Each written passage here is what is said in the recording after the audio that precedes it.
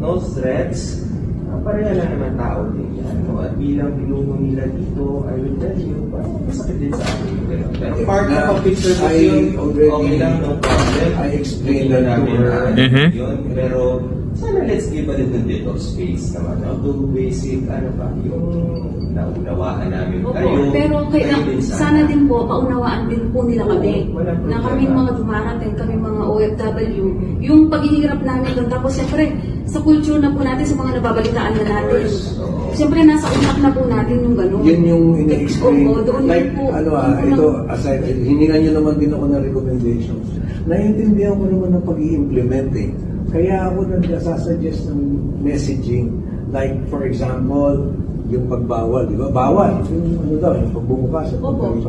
Okay, naiintindihan ko yun. Alam niya, mas madali niya maintindihan ko sasabihin, maglalapit ka, may problema po ba?